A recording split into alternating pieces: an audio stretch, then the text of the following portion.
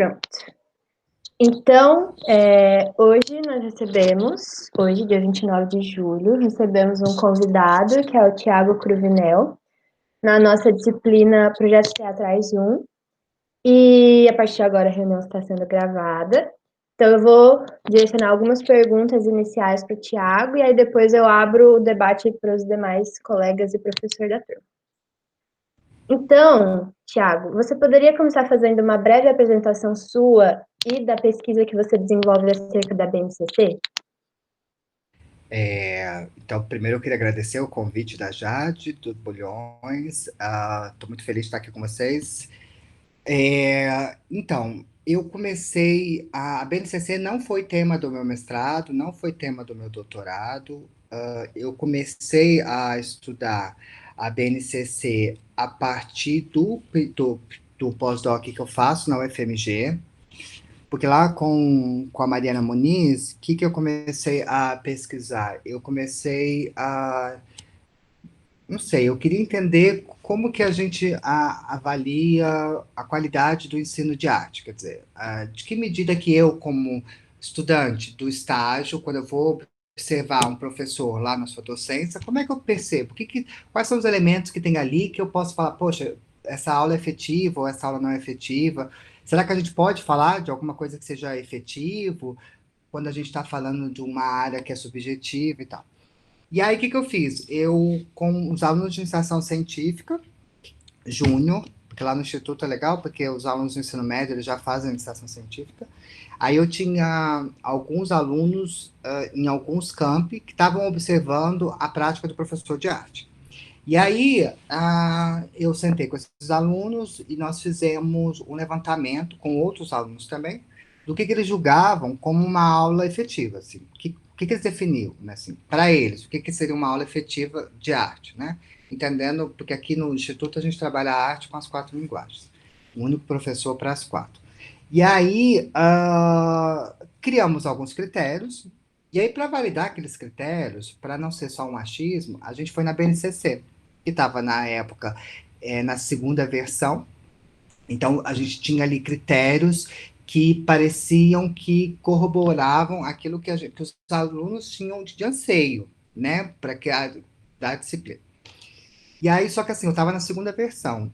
E aí estava me dando muita aflição na época, porque já estava na terceira fase, na homologação da terceira, estava indo para a terceira, e o documento não homologava, e eu precisava dessa homologação até para que os alunos pudessem pesquisar melhor. E aí sai a BNCC da terceira versão, mas já quase no final do meu pós-doc com a Mariana, e aí consigo concluir um documento e publico um artigo sobre isso, tentando entender, a partir dessa experiência dos alunos, o que eles enxergavam como sendo efetivo para o ensino de arte. Bom, aí começo com a professora Maria Lúcia Pulpo, esse segundo pós-doc, tentando ver o seguinte, quer dizer, o documento está homologado, como que as instituições, o Instituto Federal, onde eu trabalho, que é o de Minas, o de São Paulo e o de Tocantins estavam pensando nesse processo de implementação, né? E aí volta ao documento para reestruturar esse documento e entender como que as instituições estão pensando nesse processo de implementação. Então, assim, só para resumir, para vocês não ficarem curiosos, o meu campus, em termos de implementação, ele está muito ainda primário, assim, tem um comitê tentando entender ainda, mas na perspectiva de fazer uma reforma mais de carga horária do que propriamente a BNCC. O Instituto Federal de São Paulo decidiu que eles são autônomos e que eles não vão se submeter à BNCC, no sentido de ter liberdade de cátedra e tal.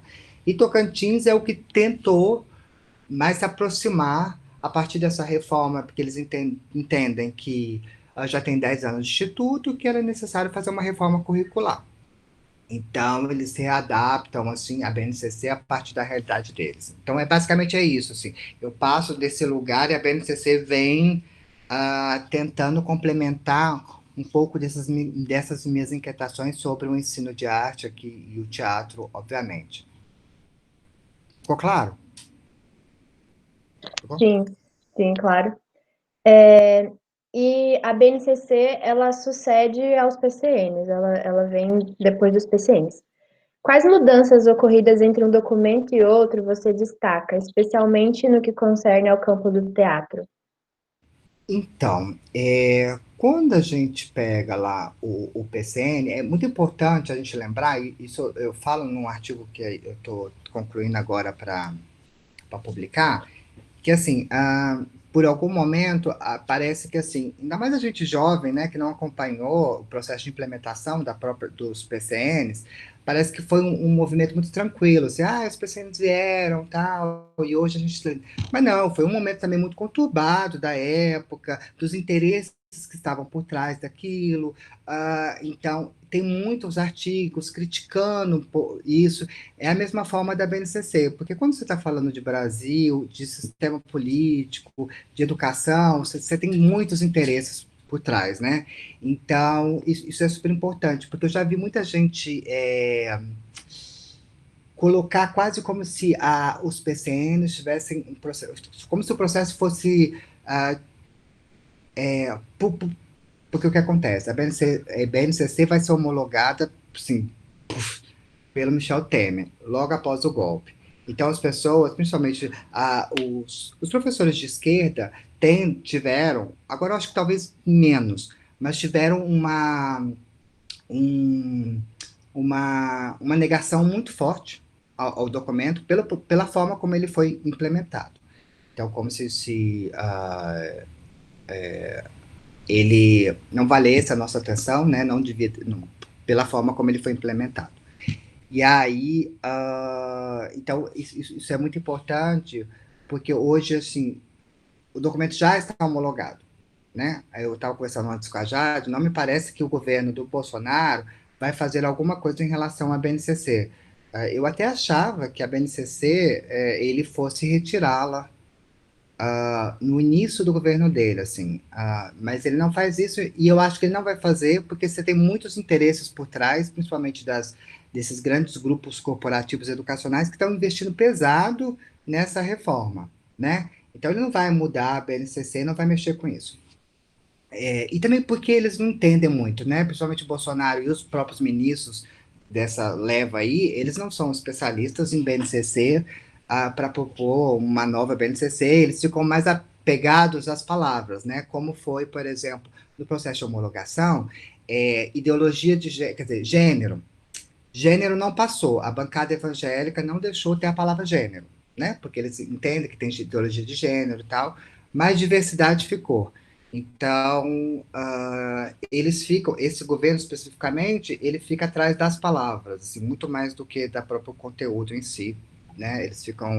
Eles militam mais nesse sentido. E aí, quando a gente pega os PCNs, os PCNs da BNCC, eles têm coisas em comuns, como, por exemplo, a ideia de competência de competência, principalmente. Só que na BNCC fica mais claro e mais definido que são 10 competências para a educação básica como um todo, né? E aí eu tenho estudado mais a BNCC do ensino médio, e a BNCC do ensino médio, ela é mais problemática, a do ensino fundamental, até os professores que negam a BNCC, principalmente naquele processo, no início, eles aceitam melhor a BNCC do fundamental, porque a BNCC do fundamental, ela foi mais discutida, a BNCC do fundamental, ela está dividida em disciplina. A BNCC do ensino médio não está. Ela está dividida por eixos formativos. E essa é a grande mudança também que ocorre entre PCN e BNCC, porque houve uma mudança. E essa mudança que a gente não sabe como que vai ser implementada. Acabou-se o conceito de disciplina. Não tem mais. Então, assim, não existe mais o conceito de disciplina na BNCC do ensino médio. Então assim, nada está garantido. Biologia, a única disciplina que são garantidas é matemática, português e língua estrangeira. Os outros estão dentro dos itinerários formativos, daqui a pouco eu mostro para vocês.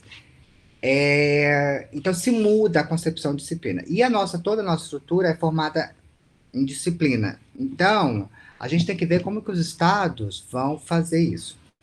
Mas outra coisa interessante que muda da BNCC em relação o PCN. Porque quer ver, deixa eu procurar aqui que eu até tinha anotado. Os PCNs, eles estavam trabalhando na tríade da ANAMEI, né? A BNCC, ela consegue ampliar um pouco essa tríade e essas dimensões. Então, nisso eu acho interessante, porque ela vai, quando ela amplia, ela mostra que ela está mais atualizada com aquilo que a gente trabalha, né? Então, por exemplo, ela vai criar a dimensão de criação, crítica, estesia, expressão e fruição. Então, ao invés de ser o fazer, contextualizar, lá da Ana May, ele vai ampliar. E aí, quando ele amplia, tá, tudo bem que isso aqui, gente, é teórico, tá? Na prática pode ser outra coisa, mas a gente pode até discutir isso. Mas é interessante ver como que o documento se articula, né? Mas quando ele vai falar de estesia, e separa a estesia da expressão, é interessante porque assim, a estesia seria então essa experiência do sujeito, essa experiência sensível em relação ao espaço, ao tempo, ao som, ao próprio corpo, a outros materiais, né? Quer dizer, como é que colocando, né, o estudante como protagonista da sua própria experiência, tentando entender essa perspectiva da emoção, da percepção, da intuição, sensibilidade, da razão, né? E a expressão seria, então, essa possibilidade dele colocar tudo isso, dele manifestar todas essas criações subjetivas nesse campo da estesia dentro de procedimentos artísticos, que poderiam ser tanto individuais quanto coletivos. Então, quando você amplia um pouco essas dimensões, que sai da tríade da Anna May, eu acho interessante. E mais ainda, a BNCC, ela traz, ela tem um avanço tecnológico aqui, do campo da tecnologia. E agora, né, em tempos de pandemia, isso é interessante. Porque também o contexto que os PCNs estão, ele também não permitia, a gente não tinha noção do que seria a tecnologia, né, de 2020. Então, acho que isso é muito interessante. Acho que a performance, especificamente, ela avança na BNCC, enquanto no PCN ela está muito mais na perspectiva da atuação mesmo, do teatro. Acho que na BNCC há esse avanço, fica mais claro a diferença entre performance e teatro e das possibilidades da performance para o ensino médio como um grande lugar de criação, isso é muito interessante. Só que aí é isso, quer dizer, a grande diferença está aí nos conceitos o grande conceito que caiu, que é o conceito de disciplina, como a gente conhece. Sim. Pensando nessa questão das palavras, né, que você falou como houve um apego grande à questão das palavras, eu até separei aqui um pedaço de um livro que chama Tremores, escrito sobre a experiência, do Jorge La Roça. E, enfim, eu vou ler esse pedaço antes de fazer a próxima pergunta, até para linkar com isso que você falou. Quando fazemos coisas com as palavras, do que se trata é de como damos sentido ao que somos e ao que nos acontece, de como correlacionamos as palavras e as coisas, de como nomeamos o que vemos ou o que sentimos e de como vemos ou sentimos o que nomeamos. Nomear o que fazemos em educação ou em qualquer outro lugar como técnica aplicada, como praxis reflexiva ou como experiência dotada de sentido, não é somente uma questão terminológica. As palavras com que nomeamos o que somos e que fazemos, o que pensamos, o que percebemos ou o que sentimos são mais do que simplesmente palavras. E por isso, as lutas pelas palavras, pelo significado e pelo controle das palavras, pela imposição de certas palavras e pelo silenciamento ou desativação de outras palavras, são lutas em que se joga algo mais do que simplesmente palavras, algo mais que somente palavras. Enfim, então eu uso essa frase não, esse pedaço, esse excerto do texto dele para introduzir essa pergunta, que é Pensando na estrutura da BNCC, vemos o teatro ser apresentado como um subcomponente. Essa é a palavra atribuída a ele. O que a escolha dessa nomenclatura pode representar para o teatro na escola? Então, é o seguinte, o nosso maior erro, quer dizer, em termos de luta, né, da própria área, eu acho que é quando na LDB, quando se modifica, porque lá na LDB é o seguinte, quando você vai lá no artigo que fala especificamente sobre o ensino de arte, ele vai colocar assim, ó, o ensino de arte, especialmente em suas expressões regionais, constituirá componente curricular obrigatório da educação básica. Então, você tem o ensino da arte como componente curricular obrigatório. E aí, depois ele vai colocar o seguinte, que as artes visuais, a dança, a música e o teatro são linguagens que vão constituir esse componente curricular. Então, aqui, isso foi em 2016, tá? Anterior a esse processo de homologação da BNCC. Muitas pessoas comemoraram que tinha sido uma grande vitória, as artes visuais, a dança, a música, agora é, estavam demarcadas na LDB, só que aqui elas são demarcadas como linguagens do componente curricular arte. Então, ela não separa, assim, por exemplo, as artes visuais, o teatro, coisa como áreas independentes e que deveriam estar no currículo. Ela coloca como linguagens, ela não coloca como áreas específicas, então não coloca como componente, ela coloca como linguagens dentro de uma área maior. E aí, houve o retorno da polivalência, porque antes professor lá que passo no meu concurso de arte, mas sou formado em teatro, eu vou dar aula de teatro, porque ali é minha formação. Agora aqui não, aqui fica mais complicado, porque aqui está falando assim, olha, dentro do seu componente, do currículo que você passou, você tem que falar das visuais, dança, música, porque são linguagens obrigatórias desse componente. Então, houve assim, uma validação da polivalência, ao invés, quer dizer, que poderia nos ajudar, porque antes não estava na lei, né? Porque antes fica. E porque talvez foi muito inocência nossa achar que uma escola ia ter os quatro professores, né? Eu, eu, eu entendo que uma escola poderia optar, por exemplo, nós queremos professor de música, né? Então, que isso fomentaria mais concursos na área de música e tal. Mas é difícil você enxergar escolas que têm os quatro professores das quatro áreas, né? A não ser a escola particular, que ela vai dar conta, tal, pela matrícula e tal. Então, quando você vai na BNCC, é, eu, o que que ela vai colocar? Peraí que eu marquei, deixa eu ver a página exatamente. Quer ver? Eu vou lá. Quando ela vai seguir exatamente como está a lógica da LDB. Então, ela vai colocar assim, ó, quer ver? Só um minuto. 400. Ela vai colocar o seguinte, ó, quer ver? Voilà, os itinerários formativos. Peraí, gente. Perdi. Perdi. As tecnologia. Ela vai colocar o seguinte, ó. Então, o que que ela vai fazer? Ela vai colocar os itinerários formativos, né? Então, esses itinerários, eles seriam estratégicos para você flexibilizar uma organização de um currículo.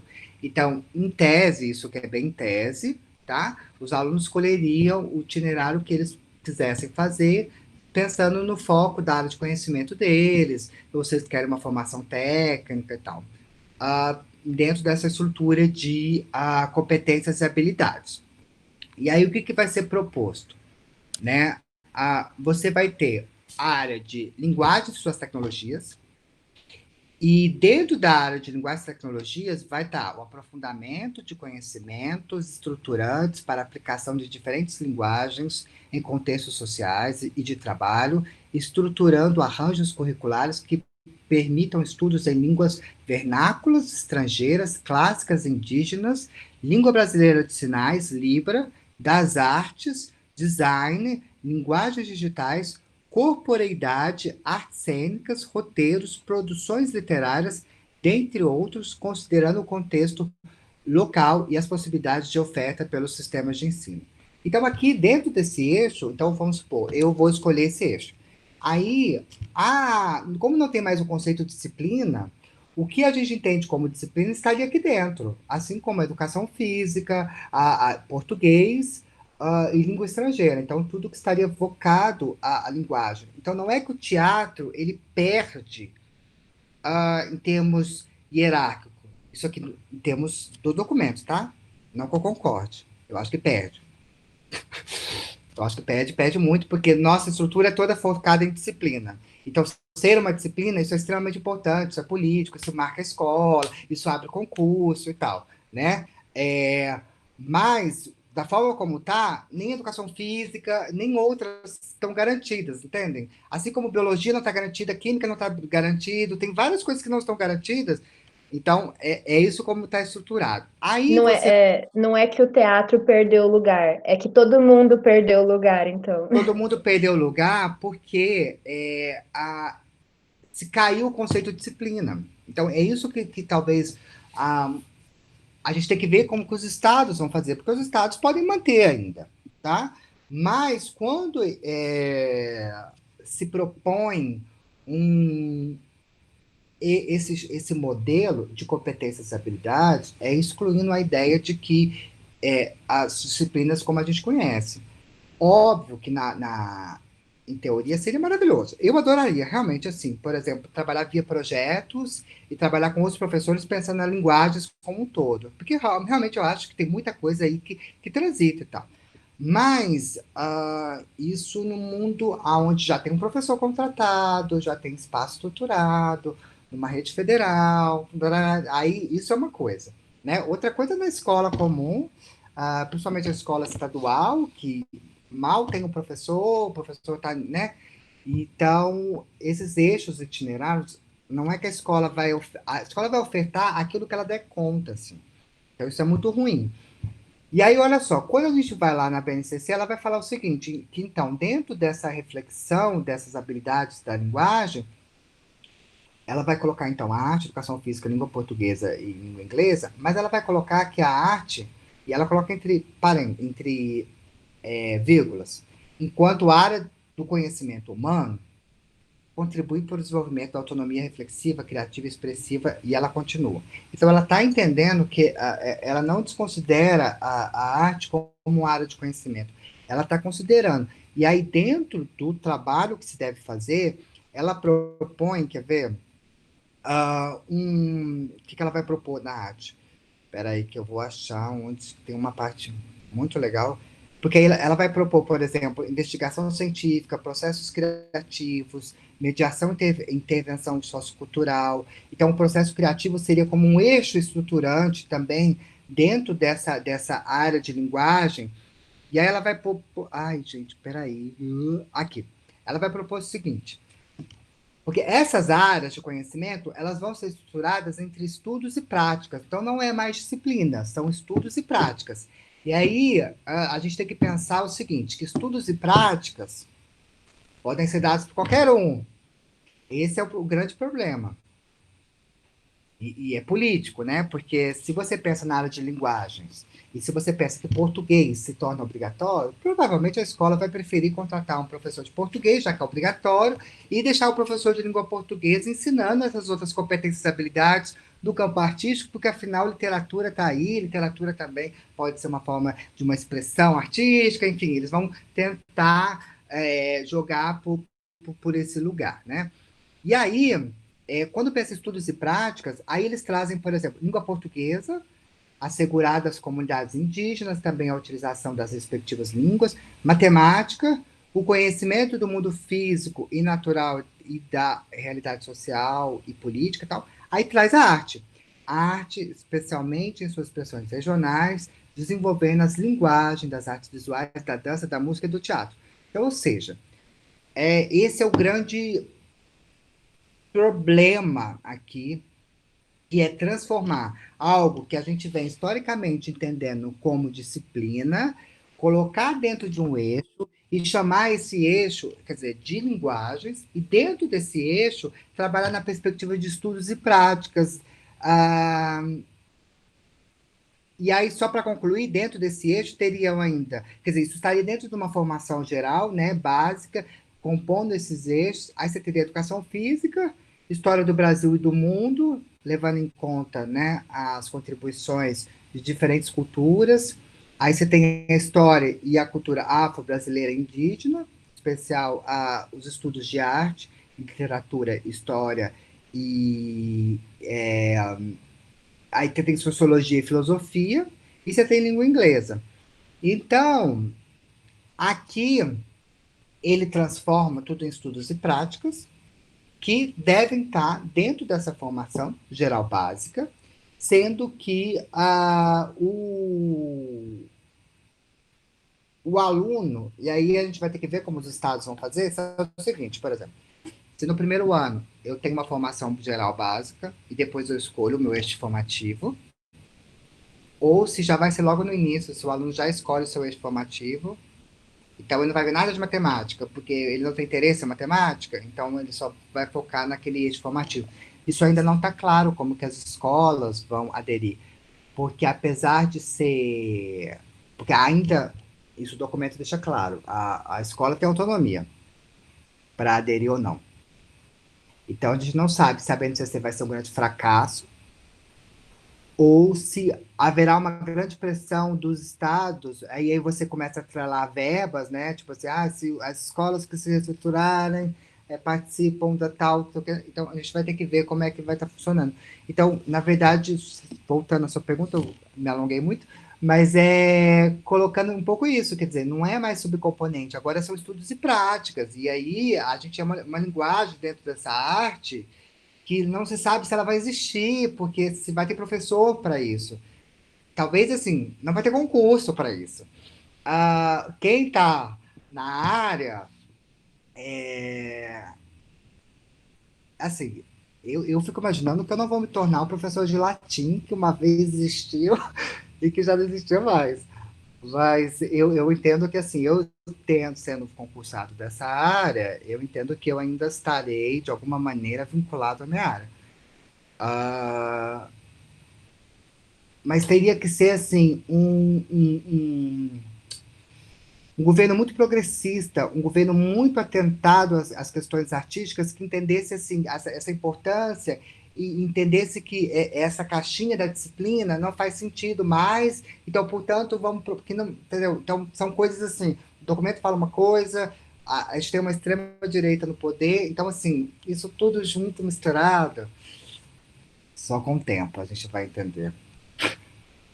É, você falou que talvez que parece ser algo interessante, essa certa hibridez, enfim, essa questão híbrida entre com essa quebra da disciplina, né?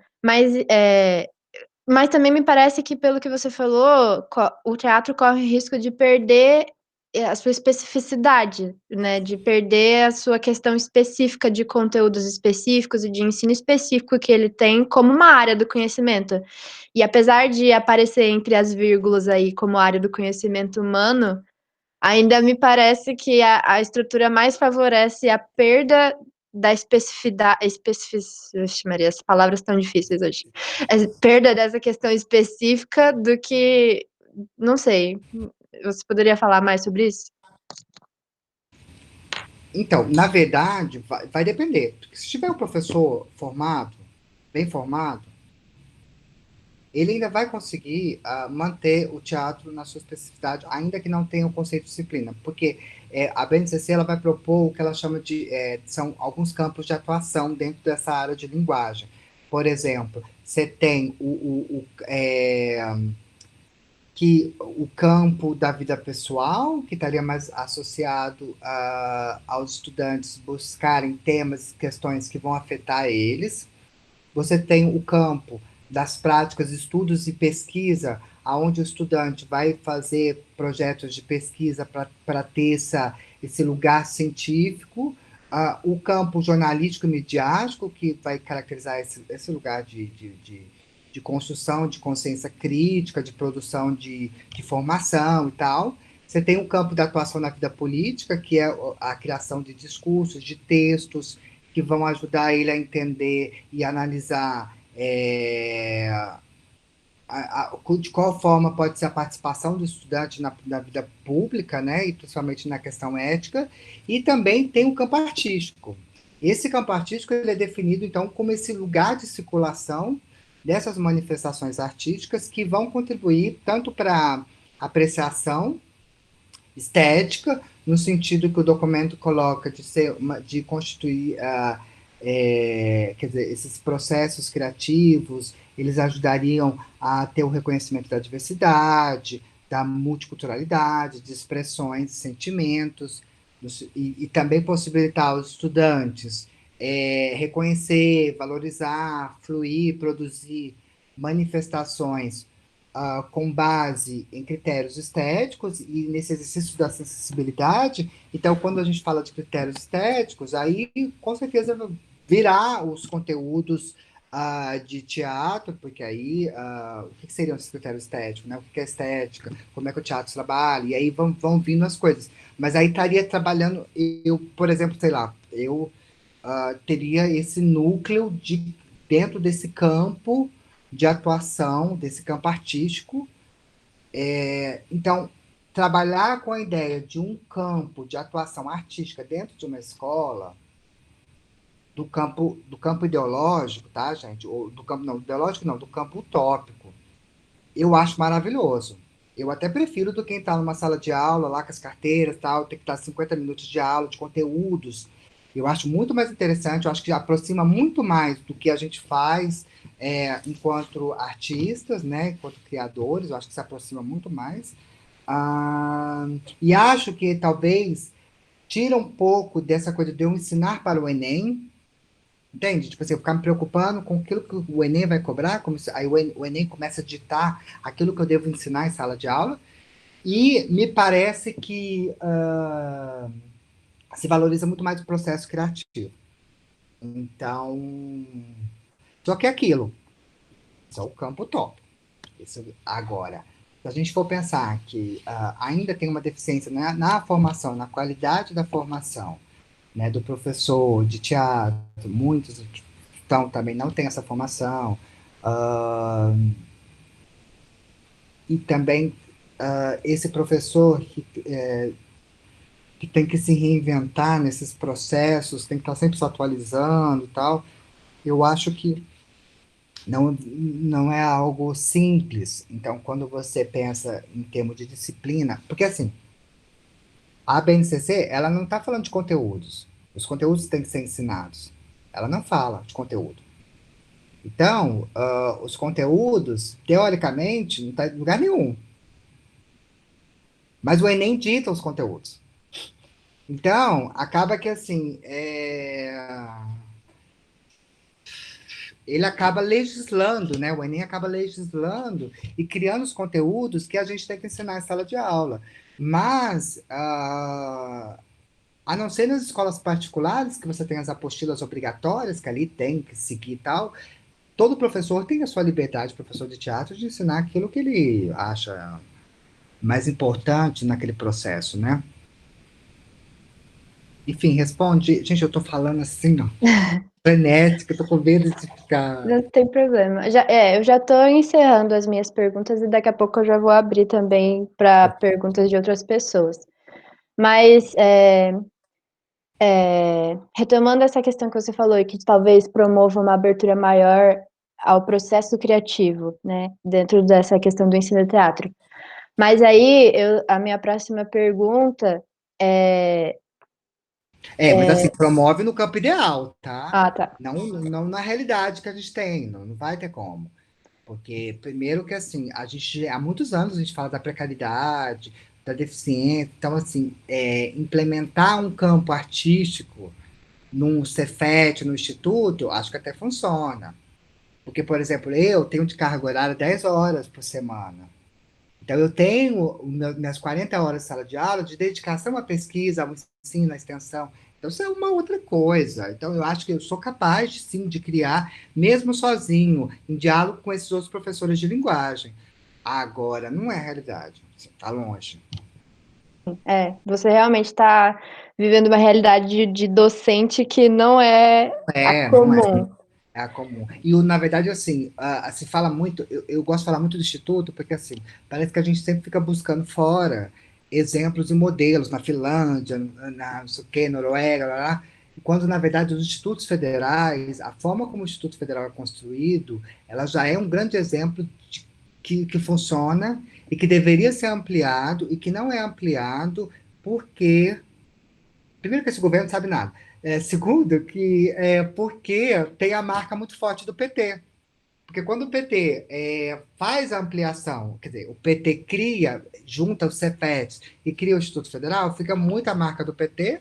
Então, isso é algo que a direita, a extrema-direita não se fala, mas a direita não vai, ou ela vai criar outro nome, ou ela não tem e ela fica menosprezando, no sentido de colocar que isso aqui, o que nós fazemos é só uma formação para o trabalho, que é técnico, uma coisa muito, né, ah, apertar parafuso, quando na verdade não tem nada disso. O nosso Instituto Federal ele tem uma formação muito, muito complexa e é bacana o aluno experimentar, sim, ele tem um técnico ali, mas ele tem uma formação humana, gente, é outra coisa, assim, é uma coisa assim que eu gostaria muito que todos os professores de arte tivessem essa experiência que eu tenho, assim. É um privilégio, de fato, é um privilégio. Bom, mas ainda um pouco sobre, tentando aprofundar essa questão dos processos criativos, em alguns momentos do texto, do documento, principalmente no que está se referindo não ao ensino médio, mas ao ensino fundamental 1 e 2, a arte é apresentada como um recurso expressivo, entre aspas, essa expressão, né? Como um recurso expressivo ou como uma ferramenta para o ensino de outros conteúdos. Por exemplo, ela está muito atrelada à leitura, está atrelada ao texto teatral. O que você também poderia dizer sobre isso? Então, as professoras, as pedagogas que iniciam lá na educação básica, elas vão usar realmente a arte como recurso, porque é a forma como que elas entendem, a forma de você ensinar a ler, a forma de você ensinar a escrever, isso é natural, isso vai ser. Ali realmente há essa grande parte da vida da criança que a arte ela vai estar ali realmente como um mecanismo para aprendizagem, como recurso mesmo para aprendizagem de outras coisas. Acho que quando entra no ensino fundamental 2, que aí a gente já pode ter contratação de professores específicos, aí eu acho que deveria ter um cuidado maior de contratar professores da área, porque aí a gente teria, aí deixaria, já seria natural. Mas eu acho que tem algo que é ali, assim, que funciona bem para aquelas professoras e é onde elas encontram subsídio. E assim, só que tem coisas horrorosas que a gente vê, né? Experiências horrorosas. Você coloca só no YouTube, você coloca, pode colocar lá, você vai ver assim coisas com a Xuxa que você fica assustado da forma como se ensina, dança, né? Que assim, não é uma dança, é qualquer coisa menos dança, mas elas chamam de dança. Então, porque tem uma má formação aí que é anterior, né, desse processo, é quase, e volta aquela coisa, né, de se apresentar para os pais, essa preocupação com as datas festivas e tal, que aí a gente depois tenta tirar isso para chegar no ensino médio, já não tem mais esse papo de festa da família, festa junina e tal, que é todo, porque parece que vem, né, histórico, assim,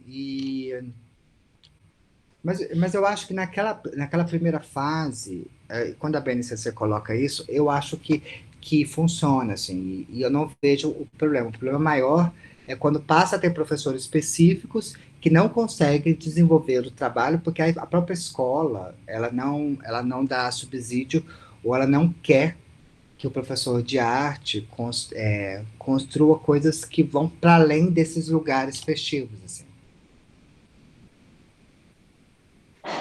Bom, Só retomando também uma questão que você comentou da polivalência. Ah, Pensando em nós, nessa turma aqui, por exemplo, todos estamos nos formando como professores de teatro, de artes cênicas, ah. e de que maneira talvez isso se reflete na nossa formação, não na nossa específica, mas na nossa formação licenciandos em artes cênicas, pensando nessa questão da polivalência, que é nesse mercado que a gente vai estar entrando quando a gente se formar, né? Eu acho que, assim, dificilmente, a não ser que você for para particular, você vai conseguir só dar aula daquilo que você se formou. Então, a gente tem que começar a criar estratégias de pensar nessa arte híbrida e de que maneira, com menos sofrimento possível, a gente consegue dialogar com as outras linguagens, que é possível. O diálogo ele é sempre possível. O duro realmente é quando você tem que ensinar a outra disciplina. Né? Isso realmente é difícil. Mas em termos de diálogo, eu acho super possível. Só que assim, sendo pessimista, e aí, desculpa, gente, que eu sei que vocês estão se formando, eu fico um pouco preocupado de concursos na área. Isso me preocupa um pouco, assim. Isso não sei como é que vai se dar a partir do que vocês estão vendo, dessa realidade que eu falei para vocês da BNCC. Então, não dá para saber se no futuro, talvez um futuro próximo, é, talvez um futuro próximo, se a gente não vai ter, por exemplo, concursos de linguagens. Então, aí ficaria mais competitivo, porque aí você teria os outros professores. ah, ou se teria uma especialização em linguagem, dessas especializações de um ano tupiniquim aí, que aí a pessoa já faz isso, já habilitaria ela a dar aula dentro das artes, porque ela está na linguagem, enfim. Eu acho que o,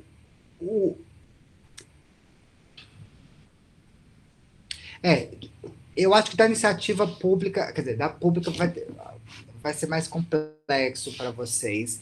Agora, eu acho que também pensar nessa formação em metodologias, dessas metodologias que sejam híbridas, porque também a BNCC vai trazer dentro de uma outra coisa que são as artes integradas, que a gente não sabe muito bem se as artes integradas elas, porque uma coisa é eu, professor de teatro, com um professor de artes visuais, ou música e dança, vamos pensar num projeto com os nossos alunos, quer dizer, isso é uma coisa, isso é um barato, né? Aí a gente consegue integralizar. Outra coisa é eu sozinho tentando integrar coisas que eu não, né, não sou formado e tal. Mas. é, E tem outra. Ninguém vai entrar na sua sala de aula, pelo menos até hoje nunca entrou para ir lá na pública, né? Observar o conteúdo que você está dando, porque é isso que eu falei para vocês. Assim, o conteúdo, ele não tá tipificado, né? A própria BNCC, quando ela vai colocar as habilidades, ela coloca os códigos lá, que depois vai virar critério de avaliação depois, mas é tudo muito amplo, é tudo muito subjetivo. Então, assim, de alguma maneira, tem como a gente fugir. Tem como a gente usar a nossa inteligência para burlar o sistema e trabalhar as coisas que a gente quer também, assim. Por exemplo, eu já comentei quando eu falei com vocês da outra vez, quando a Malu me chamou, eu vou continuar falando de gênero. Mas agora eu não vou chamar de gênero, eu vou chamar de diversidade, porque diversidade está na BNCC, entendeu? Mas eu vou falar de gênero. É assim, se eu tiver que fazer uma chamada, eu vou colocar diversidade para não ter a patrulha lá, mas assim, eu não vou deixar de falar. A gente, em algum momento, a gente vai ter que ser mais esperto para poder burlar, porque senão ou vai gerar um sofrimento enorme, né? E de frustração, porque você tem um diploma que você não pode exercitar a sua própria área, isso é frustrante, né? Mas acho que dá para fugir desse lugar e construir as coisas da melhor forma possível, porque também vocês estão se formando bem, assim. Eu acho que eu não fico preocupado com vocês, que eu acho que vocês vão conseguir driblar. Agora, minha preocupação maior são esses lugares pequenos, que já tem uma dificuldade, o próprio acesso, né? A, a cultura, no sentido das produções artísticas também, né? Então, isso dificulta muito. Bom, Thiago, muito obrigada. Eu encerro minhas perguntas aqui e agora também abro para as demais pessoas que se quiserem fazer perguntas para você. Acho que tem uma Alzanato. do Bulhões aqui. Eu queria fazer duas provocações. Uma, quando você estava falando do Enem, eu fiquei pensando muito nisso, né? Se uma vantagem seria, né, no ensino médio não ser mais pautado pelos conteúdos do Enem, isso na escola pública, aí a gente entra num problema político de maior instância, que é o acesso à universidade pública, porque as escolas particulares se pautam pelos vestibulares. Sim. E elas vão continuar, independente do que for, pela questão de mercado, vão continuar se pautando pelos vestibulares. Se pensa no estado de São Paulo, as escolas particulares vão ficar se pautando na FUVEST, na Unicamp, na VUNESP. E se o ensino médio público abandona o apego aos conteúdos, não apego no sentido tradicionalista ou conservador, mas essa questão você também está relegando o estudante de escola pública a ficar apartado do que vai ser cobrado nos vestibulares. Não que, aí a gente entra num problema maior, né, de estrutura de educação, o que é o vestibular em termos de exigência para o currículo. Mas essa é uma provocação só que eu pensei agora em relação ao Enem. Agora, pensando mesmo na estruturação do ensino, no ensino médio, se você falou do eixo formativo, né? Que o aluno... Peraí, deixa eu só te responder, Tá. deixa eu só... se a gente olhar, assim, termos numéricos, você tem questões de arte, tirando as questões interdisciplinares, que vão linkar com língua portuguesa e tal, você tem mais ou menos de 4 a 6 questões, daquele universo, acho que de 90, né? Se eu não estou enganado.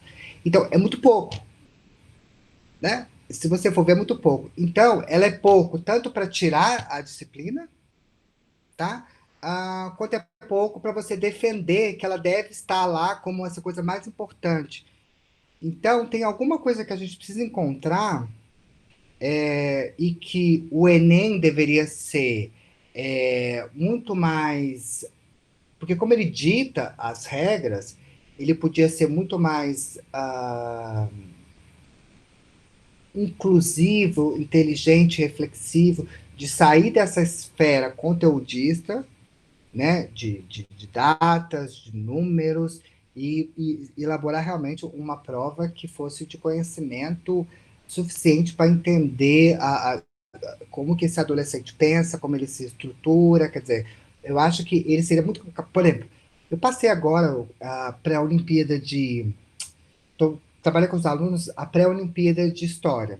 E a pré-olimpíada de História é maravilhosa, da Unicamp, porque ela te dá questões, você tem e ela pergunta para você qual que é a questão que está mais certa.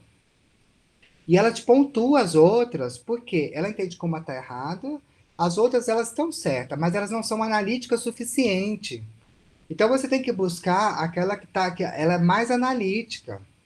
Isso é maravilhoso, quer dizer, isso é uma outra forma de pensar, quer dizer, porque os conhecimentos, você pega a arte, ou até a própria língua portuguesa, tem autores que falam, quando, sei lá, uma questão de um livro, ele fala assim, gente, eu não responderia aquela questão, quer dizer, eu não entendo isso, quer dizer, é sempre uma análise de uma única pessoa que elaborou aquela questão, né? Então, quando a Unicamp reestrutura a sua prova e faz de que existe 4 alternativas que são certas e uma que está errada, só que elas têm pontuações diferentes, isso é maravilhoso. Então, eu acho que é muito mais, deveria ser, né? Muito mais, o Enem seria muito mais produtivo, e ele sai da esfera do conteúdo, e aí uma coisa que nos ajuda muito, que aí também ajuda a gente na defesa, principalmente da arte enquanto artes visuais, que é a leitura de imagem. Essa leitura de imagem ela aparece muito forte no Enem e em outras provas, quer dizer, olhar uma obra e conseguir interpretá-la. Isso aparece demais, assim, em várias outras questões, assim, além dessas questões específicas. Mas eu lembro que, por exemplo, se eu não me engano, não sei se é o Enem passado ou retrasado, perguntava o que era rubrica, entendeu? Tipo, era uma coisa muito simples. Quer dizer, você não precisa de um professor pagar concurso para um aluno ter acesso àquilo ali. Lógico, o professor pode ter falado, mas assim, é isso que a gente quer? Então também falta uma discussão, eu acho, dos professores de teatro, principalmente da universidade, de repensar.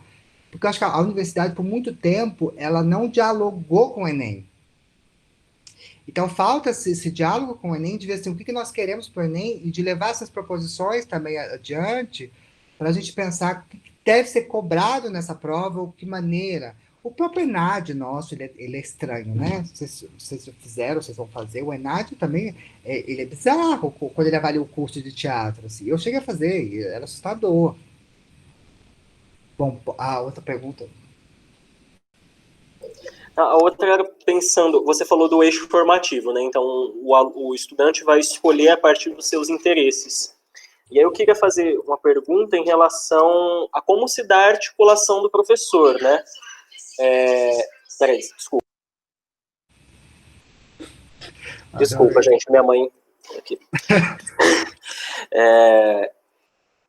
Qual seria, né? Como seria essa articulação dos professores? Porque eu vejo que pode ser muito interessante colocar o interesse dos alunos em discussão e isso ter espaço. Mas, ao mesmo tempo, se isso ficar centrado só nos interesses, também qual que é a responsabilidade do professor ali enquanto formador, enquanto a responsabilidade educacional que ele tem com os estudantes? Na verdade, eu acho assim, não vai ser uma escolha, porque assim, vai ser aquilo que a escola puder ofertar. Então, uma coisa é assim, toda escola oferta 5, e aí eu escolho um. Aí, ok, né? Mas não vai ser isso. Vai ser aquilo que a escola puder, ou que ela der conta. E aí, pela má formação docente que tem em alguns estados, algumas regiões,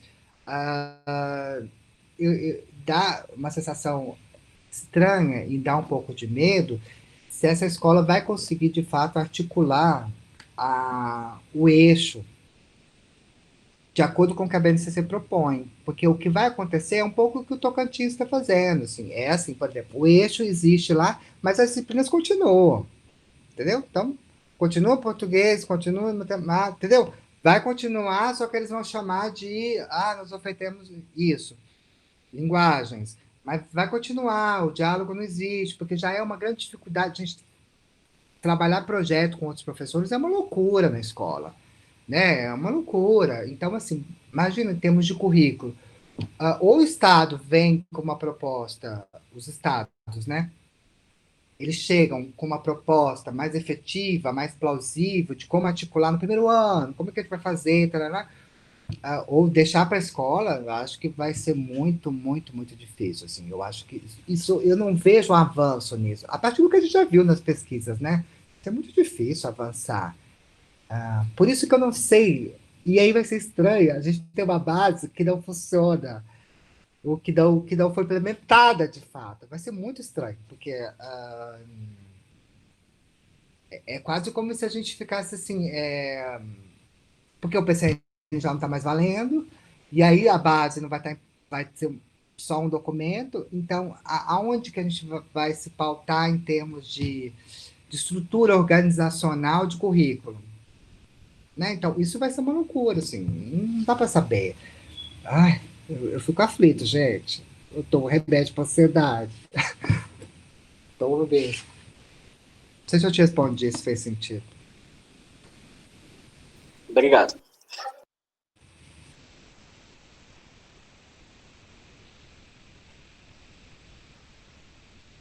Tem mais alguma questão?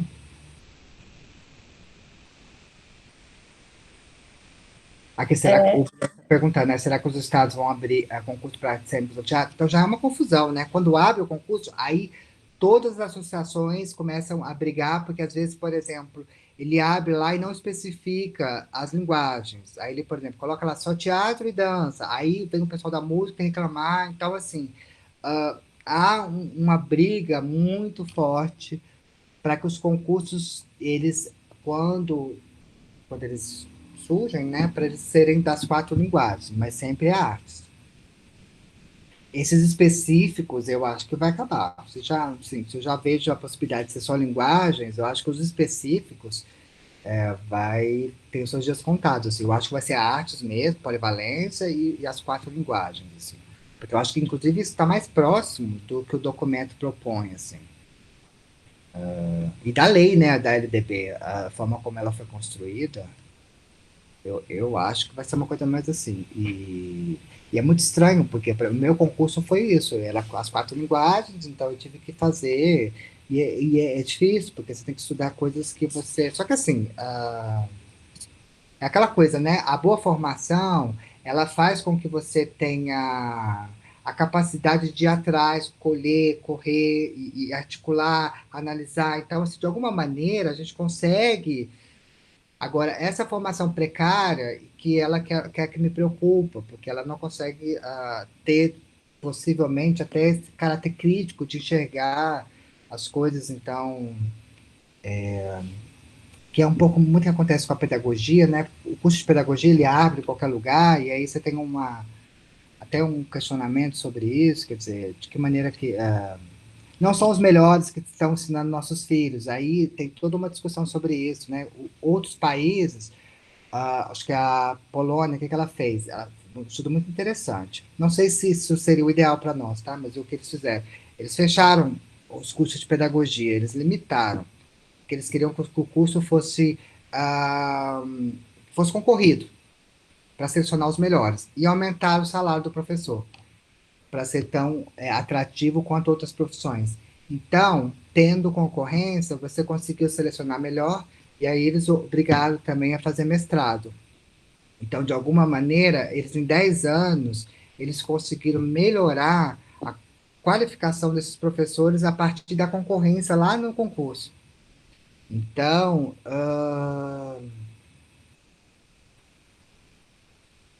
eu não sei se isso funciona para o Brasil, tá? Porque a, a, a nossa realidade econômica, social, ela é muito complexa e muito diferente, né? Para a gente pensar, o curso de pedagogia ele tem sido essencial, assim, para muitas pessoas que é a primeira entrada na universidade, tal, muita coisa, né? Mas eu acho que tem uma coisa interessante aí, quer dizer, tornar aquilo de forma, assim, tornar aquilo atrativo financeiramente e abrir concorrência para que você consiga selecionar os melhores, assim.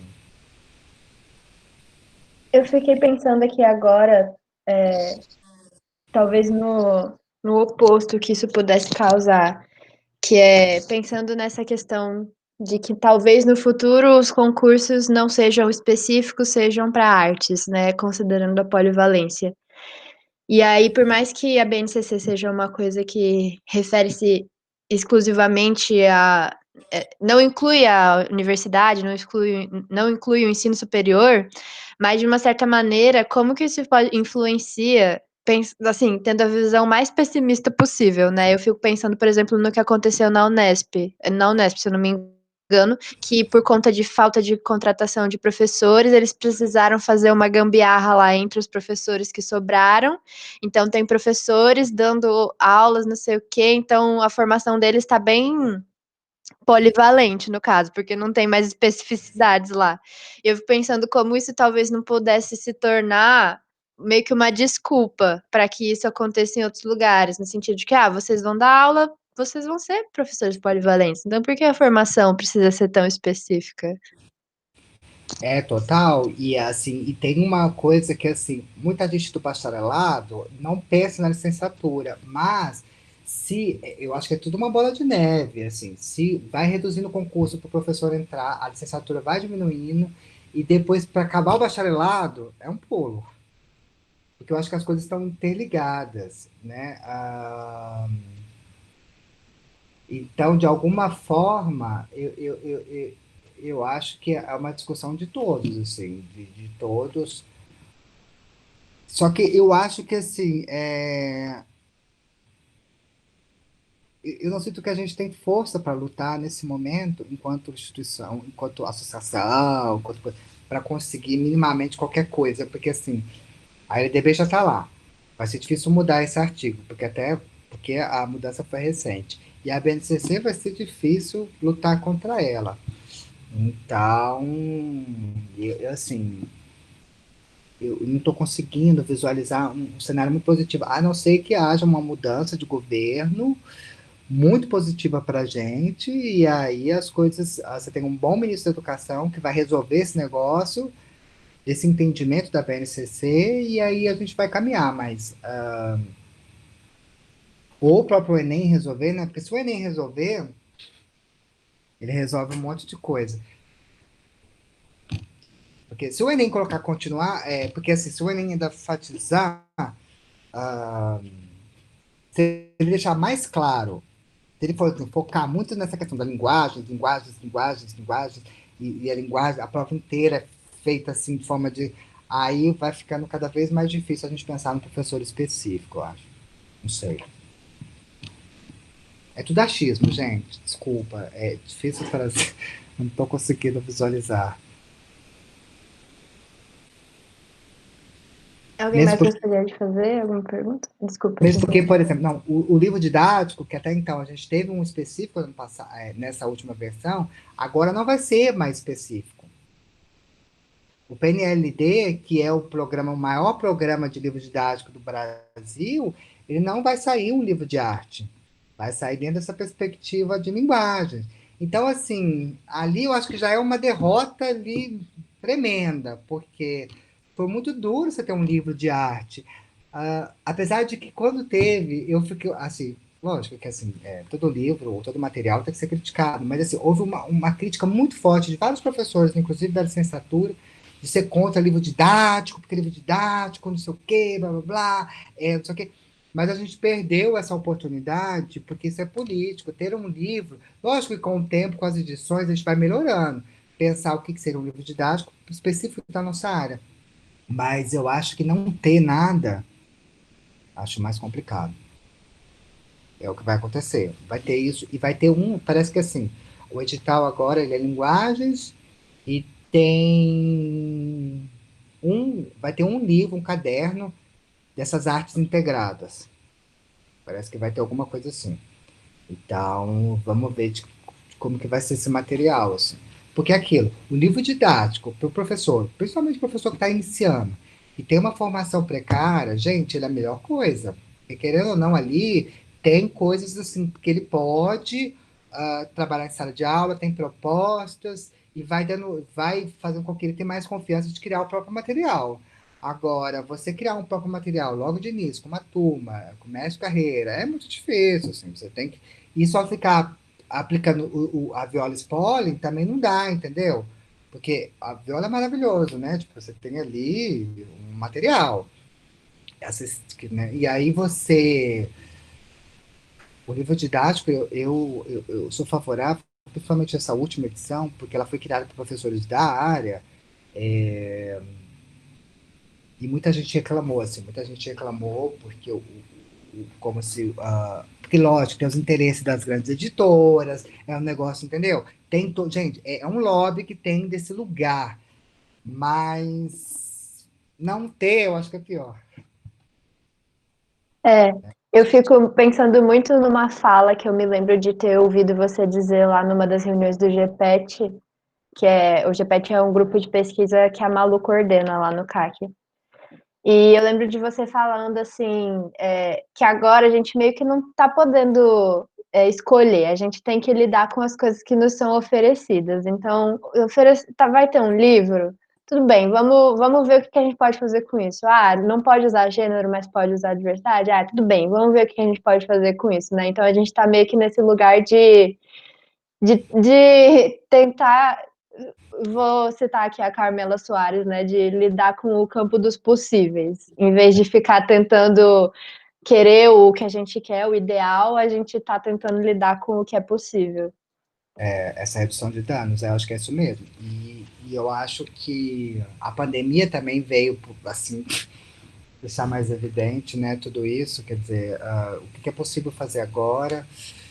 Então, porque eu acho que na pandemia a gente não tá conseguindo também ter articulação para brigar por nada. Então, eu estou imaginando que esse ano ele não vai acontecer muito avanço e vai ser tudo jogado para o ano que vem, assim.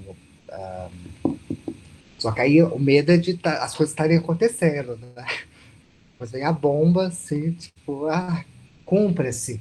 E as escolas não discutiram, não se articularam. Quer dizer, o próprio IFMG, né? Assim, eu acho que quando vier, porque assim, É pior porque vem do federal direto para a nossa realidade, porque ainda quando você está no estadual, você ainda tem o Estado intermediando aquela documentação. Mas no nosso caso vai ser assim, ó, puf, cumpra-se. E pode ser tenebroso o que vier, né? O próprio que a gente estava conversando, né, Jade? Pode-se. A ideia de ensino médio à distância, principalmente por EJA, a partir dessa experiência, pode acontecer assim no ano que vem já. Porque vai se. Eu acho que sempre foi um desejo colocar um ensino médio à distância, mas se via que era impossível. E a pandemia está mostrando que, assim, que é possível, mas eles não estão considerando a qualidade da coisa, mas eles estão considerando ah, a coisa assim, A os números. executibilidade. Exatamente. Então, eu acho que o EJA, porque EJA dá muito trabalho pensar ações para o EJA, as escolas, né? O EJA é muito complexo, e aí vender essa ideia para o professor, para o estudante, que ele vai precisar, não vai precisar ir para a escola à noite, né? Que ele pode ir de casa fazer aquele trabalho, eu acho que isso aí, eu acho que é um pulo para o EJA inteiro, assim, no Brasil todo, pro EAD. Eu vejo muito assim. Mesmo porque agora nós estamos produzindo um monte de material. Então vai ter, gente, vai ter muita coisa para ser colocado no EAD. Coisas interessantes, óbvio, mas assim, eu acho que vai ter muita coisa que quem é a favor, né, aí vai ter dados, porque assim, antes estava muito restrito a disciplinas, né? Agora você está falando de ensino médio, está falando de ensino fundamental. É complexo. E reduz o custo, né? Reduz muito o custo. Uai, eu não tô falando que eu tô dando aula para 200 e tantas pessoas, né? Tiago, Olha aí que loucura. Oi. primeiro, muito obrigado pela tua fala, pela tua generosidade de compartilhar todo esse conhecimento aí que você tem, inclusive sobre o BNCC, que eu não fazia ideia de como, a quantas andava isso. Então, para mim, foi muito interessante ouvir tua fala hoje. Principalmente porque eu estava em 84, lá em Salvador, ainda no curso de Educação Artística, lá no Rio Grande do Norte, vendo a Ana May Barbosa aos berros, falando que já não aguentava mais ouvir a palavra polivalência. Eu me lembro dos brincos da Ana May, desse tamanho, ela entrando, descendo no Congresso, a passarela do Congresso, assim, com uma roupa absolutamente colorida, como no auge sempre ela usava. E eu me lembro que eu tinha, assim, talvez a idade aqui de alguns dos nossos alunos aqui presentes e alunas, e eu fiquei fascinado com aquela defesa dela. Ela pegou o microfone, ela desceu já gritando, polivalência, não! E ela pegou o microfone e fez um discurso que foi, para mim, muito marcante ver aquela mulher falando isso. Principalmente porque eu tinha noção que eu estava fazendo um curso que tinha começado a partir de uma lei em 72, ou seja, 48 anos atrás. Há 48 anos atrás, nós estávamos neste lugar. Que lugar? O lugar que o professor de português dava aula de artes. A professora de letras é que dava aula de teatro quando ela tinha talento para isso, do que ela achava que era aula de teatro. De repente, do nada, dentro de um processo absolutamente contraditório, em 72, em plena ditadura militar, a ditadura instaura a obrigatoriedade da disciplina Educação Artística, do curso de Educação Artística. Então, era necessário ter um curso de Educação Artística, a área de arte vai para o currículo, e aí se começa toda uma confusão de se criar curso pelo Brasil inteiro para dar conta disso. Então, foi uma decisão lá no governo federal que fez existirem os cursos, inclusive esse que nós estamos aqui. Né? Eu me lembro do Clóvis Garcia, ele deu uma entrevista, ele falou, de repente a gente recebeu um ofício, era por carta na época, do MEC, dizendo isso, que a gente tinha que ter agora arte dramática, tinha que ter educação artística. E a gente resolveu fazer um curso. Já fez com outro nome diferente, mas a pauta era educação artística. Em Natal, por exemplo, no Nordeste inteiro, foi criado com o nome de educação artística. Isso foi uma canetada de Brasília, que gerou essa perspectiva. E dentro desse espaço contraditório, bom, eu estou falando aqui para tentar dar uma certa luz histórica por conta do tempo que eu atravessei, porque eu acho muito tenebroso o painel que você nos mostra hoje. Então, assim, como eu estou falando com licenciandos, estou falando aqui numa perspectiva histórica. Já estivemos aí, já avançamos em termos de governos, já avançamos em termos de luta, já conquistamos espaços e agora perdemos, mas a história não parou. E cabe aí, para quem está escutando esse vídeo depois, se é que vai ser gravado esse debate, e cabe aí os licenciandos terem a perspectiva histórica disso, porque senão, para mim, é aterrorizante, para quem pensa em educação pública, claro. Porque o que você desenha também é muito bacana para a educação privada, é um avanço, claro, acabar com a ideia de disciplina, dentro do, você mesmo falou, num plano ideal, nós temos a escola privada, né, que pode contratar os professores, inclusive vender sua matrícula caríssima, porque justamente faz a propaganda, porque tem professor de música, teatro, não é assim que a banda toca no mundo privado. Então, para o mundo privado, é perfeita essa mudança, até porque ele pode ou não contratar, vai depender do mercado, porque está tudo tão solto, né? Mas voltando à digressão histórica que eu estava fazendo, essa perspectiva, veja bem, em 72 acontece isso, a gente ocupa esse monte de alunos, eu sou dessas primeiras gerações, a gente está aí, Malu, acho que é das primeiras turmas já aí do curso, né, iniciado aí pela Maria Alice Vergueiro, não sei se você sabia, Thiago, quem começou esse curso aí, Malu, Ingrid, eram alunas dela e tal, e aí foi se inventando toda uma área, e aí se criou a Associação dos Educadores de São Paulo, a Associação dos Artes Educadores de São Paulo, a AESP, Miriam Celeste, Laís Aderne, essas pessoas foram fundamentais para criar isso, Ana May Barbosa, e a partir daí a ANARTECA, a Associação Nordestina de Arte Educadores, nos anos 80, que vai começar a ter várias sedes lá em Natal. A gente teve a ANARTE do Rio Grande do Norte, eu cheguei a ser até vice-presidente dessa associação. A gente tinha uma associação que depois se juntou ao movimento de professores, ganhando espaço. Depois disso, foram vários congressos, essas associações estaduais viraram a Federação de Artes Educadores do Brasil, a FAEB, que depois virou a CONFAEB. Foram vários congressos e a FAEB fez muita luta. E a gente, né, o Thiago é de uma geração depois, mas assim, o Thiago participou também, viu, né, mas eu vi desde o início isso. Então, para mim, ouvir a tua fala, Thiago, é, por um lado, aterrorizante, porque eu tenho a impressão que o neoliberalismo, a mudança de governo, conseguiu estraçalhar o que nós conseguimos. Em 48 anos se tentou construir. 45, para pegar a perspectiva de quando começaram os BNCC. Né? Então, é óbvio que o Estado e o município não vai fazer concurso para professor de artes cênicas se ele vai precisar só dar conta de linguagem, ele contrata só professores de português, né? Eu me lembro que na época que a gente discutia isso, a questão da polivalência, a gente ficava falando assim, imagina se você pedisse ao professor de letras que ele desse aula de alemão, de francês, de inglês, né, e de espanhol, né? Isso é inconcebível na área de letras. Mas essa aberração epistemológica, ela é concebível na área de artes, porque nunca se respeitou isso, né? Então, eu fiz essa digressão para dizer assim, nós levamos 45 anos, para conseguir as coisas, e a história não parou, né? Mas, assim, é impressionante esse desmonte que eu vejo, sabe? Assim, eu não... Realmente, você esclareceu bastante. E acho que a cereja do bolo é você me falar que está saindo a existência de um livro didático de artes foi uma conquista histórica. Foi. Né, se acabar com isso e com essa conversa fiada de artes híbridas, né, por que não fazem isso com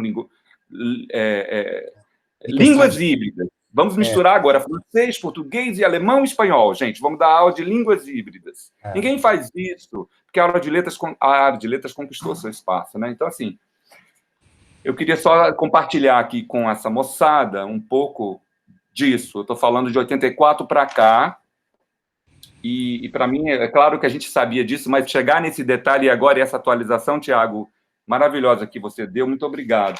Bom, eu queria mudar um pouco o foco Deixa eu só comentar uma coisa que você falou. Tem uma coisa assim, por exemplo, a ideia de base, ela foi proposta pelo Mercadante. E aí, Por que que as pessoas gostam mais da BNCC do ensino fundamental? Porque estaria mais articulada, ela foi mais construída do que a do ensino médio, que veio assim a toque de caixa. E tem uma coisa que, assim, quando a lei muda, a LDB, 2016, a gente tem essa mudança em 2018 da BNCC, final de 2018, né? Quando, na minha opinião, ela valida a polivalência, eu ainda não consegui localizar qual que foi, porque eu acho que foi um erro de percurso, porque assim, você tinha uma necessidade de colocar teatro, dança, artes visuais na LDB. Mas a forma como foi colocada está equivocada. Então tem alguma coisa aí que um erro entre o que se pedia e o que se colocou. E aí, no início, até se comemorou. Eu lembro o Senado falando assim: agora teatro, música, não sei o que, são obrigatórios. Houve uma comemoração, né? Parecia que, assim, finalmente, essa luta que sai aí da educação artística, que estava muito vinculado depois, chega um tempo que fica só o fazer, fazer, fazer, né? Aí começa a se pensar na arte como área de conhecimento, aquelas coisas. Aí quando segmenta, aí chega essa lei, parecia que ali foi assim, um sucesso, mas foi escrito errado.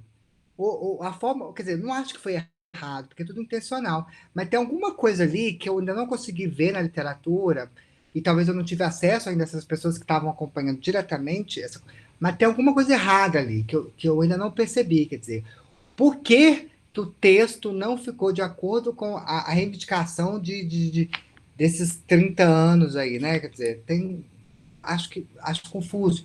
Agora, uma coisa que eu não falei antes, que tem tá, dá para esperança para vocês, que o teatro, a arte, ainda continua sendo disciplina no fundamental, com essa BNCC. Ela acaba só no ensino médio, então de alguma forma também vocês podem achar concursos, talvez, ou coisas mais específicas para o ensino fundamental, assim. O ensino médio que é o grande problema. Desculpa, pode continuar. Só para... Mas, Thiago, só comentando isso, tudo bem, tá lá como disciplina no fundamental. Por isso que eu acho que eu estou voltando assim, eu estou de volta ao futuro, aquele filme. É uma coisa dark aqui, tá? Assim, não estou acreditando no que eu estou vendo, porque é exatamente isso. Tudo bem, na teoria é lindo, né, Thiago? Mas assim, essa secretaria não vai abrir concurso para entrar professor, porque ela, na verdade, não tem isso no ensino todo. Parece que a gente está vendo o secretário falar, vamos contratar os professores do ensino básico e do fundamental, o concurso é para isso. E o professor de sim. português está a disciplina aí. Até uma Não questão de é? economia, né? Claro. Um Vai ter negócio que não carga tem mais nem horária. livro. Chegamos num ponto que não tem mais nem livro, né? Enfim, agora falando aqui, mudando para o lado que eu achei super interessante na sua fala e que eu não tinha esse conhecimento tão detalhado dessa nova levada, né? Quer dizer, você fala da substituição de uma ideia, de uma perspectiva triangular, né? Pensando aí na Ana May, questão da apreciação, da criação e tal, para um trabalho em cima de 5 tópicos, que é criação, crítica, estesia, fruição e expressão. Isso. Aí eu achei bastante interessante isso, mas eu fiquei assim um pouco... Nossa, queria que você falasse um pouco mais, assim, como é que eles estão diferindo criação de expressão, né? E essa questão da estesia, essa experiência meio que desvinculada das outras, né? Seria a estesia, talvez até eu entenda como uma questão de garantir uma experiência física. Mas quando você está trabalhando criação em artes cênicas, como garantir isso? Como não já não está implícito? Queria que você comentasse um pouquinho essa diferença que você achou positiva, e aí eu queria saber um pouco mais. Na verdade, eu acho que todas elas estão interligadas, né? O que eu acho que eles fizeram foi uma atualização conceitual das possibilidades de pensar essas dimensões, porque me parece que é quase como se assim, olha, o campo pedagógico e artístico ele avançou nessa perspectiva. Então hoje você já tem pesquisas específicas sobre a apreciação, você já tem pesquisas específicas sobre estesia. Então eu acho que eles tentam mostrar as possibilidades desse campo, mas até para não achar e não ficar na coisa da formação, talvez, do ator, né, muito específica dentro da escola, talvez, né, eles trazem nessa coisa mais ampla, e a criação, eles estão entendendo como o fazer artístico quando as pessoas vão criar, produzir e construir, assim, numa atitude intencional, quando você investiga, você tem ideias, você tem sentimentos, e aquilo, você transforma aquilo num acontecimento em produções artísticas individuais ou coletivas. Então, é mais ou menos isso que eles estão entendendo. É, e tem uma coisa legal que também eles vão falar, que essa dimensão também da criação, ela tem um processo que é uma tomada de decisão, que essa decisão, ela pode, dentro desse processo de criação, ela pode trazer entraves, desafios, conflitos, né, negociações, inquietações. Então também eu acho legal isso, que eles não colocam a criação como algo simples, tranquilo de se fazer, e também que talvez até seria uma habilidade interessante de trabalhar com um aluno, porque ele vai lidar com decisões, quer dizer, com conflitos que surgem, né, a partir de um processo de criação. Ele não é linear, não é tranquilo, né? Eu acho que é isso. Então, é nessa perspectiva que eles estão pensando a criação. Agora, quando eles fazem uma coisa que eu acho interessante, é quando eles vão fazer a crítica com a reflexão, porque a gente tem a tendência de a crítica e a reflexão como coisas juntas, né? Mas aí eles vão pôr assim, ó, eles põem a crítica como as impressões que vão impulsionar esse sujeito para compreender o espaço em que ele vive, as relações que ele estabelece, né? E também pensando a crítica como essa articulação de, de construir um pensamento que seja propositivo, né? Que vai envolver aspectos estéticos, políticos, sociais. Então, não é uma crítica só pela crítica, e aí talvez seja uma diferença da reflexão, porque aqui há uma proposição, quer dizer, pensar a crítica também no sentido propositivo. Eles separam mais ou menos isso. Isso eu acho legal, porque se você pensa no adolescente, ele tem muito a dizer, mas como ele vai dizer? De que maneira que ele vai dizer? É isso que é legal você ajudar o adolescente, quer dizer, ajudar ele até em termos de cena, a conseguir dizer aquilo que ele tem tanta vontade de dizer, mas que ele não consegue, né? Então, acho legal separar essa coisa. E aí eu achei, na verdade, mais acadêmico essas divisões e mais atualizadas, a partir de 300 milhões de pesquisas que já tiveram e que já foram para além da triangulação, assim. Se a gente for pensar, né? Mas é óbvio que as coisas estão juntas. E não há, no sistema de avaliação deles, coisas específicas, assim, por exemplo, vamos avaliar se o aluno compreendeu estesia, ou seja, não é isso. São dimensões dentro desse campo, e porque as habilidades elas estão todas essas dimensões estão brincadas dentro das habilidades específicas, assim. E é uma loucura, porque quando você vai olhar habilidade específica, você tem que ficar catando aquilo que é da sua área, porque está tudo dentro de linguagens, né?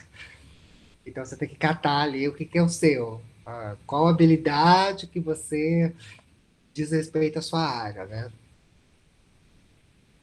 Porque você tem essas competências que são maiores, as 10, né? E aí tem as competências específicas, e para cada competência você tem as suas habilidades com seus códigos, né? Então você tem que ficar catando, assim. E aí, por exemplo, um material do aluno para um livro didático. E aí, para cada coisa que você propõe, você tem que colocar o código e a habilidade. Quer dizer, qual que foi? E aí é isso, tem que ficar catando ali as coisas que dialogam. Mas assim, volto a dizer que é tudo muito subjetivo. Não tem como nenhum sistema de avaliação verificar se aquilo ali foi trabalhado em sala de aula. Não tem como. Nem que seja por prova, tal, não tem como. Porque realmente é muito subjetivo, assim. Que tudo cabe. Então, não tem como. Eu acho que as pessoas que criaram essas habilidades, porque no início eram pessoas da nossa área, era o Gilberto Icli e a Carla da Bahia. Eram os professores da área que estavam construindo esse documento. Aí, na segunda versão, para a terceira, eles são retirados, e aí o MEC fecha lá as quatro portas e eles fazem sozinho. Então, nesse final aí, foram só os técnicos do MEC. Mas, de qualquer forma, talvez já tenha sido um pouco da inteligência desses professores da nossa área que pensaram assim, de sair desse lugar, já pensando na avaliação, de como é que seria uma possível avaliação a partir de um código, de construir uma habilidade que fosse o mais subjetiva possível, assim. Ela é interessante, se você olha, ela é interessante, mas não tem como você mensurar, assim, não tem como, é impossível, assim. Não conheço no Brasil nenhuma pesquisa, nenhum sistema que dê conta de transformar aquelas experiências subjetivas num critério fechado, duro, matemático. Não vai conseguir, eles não vão conseguir.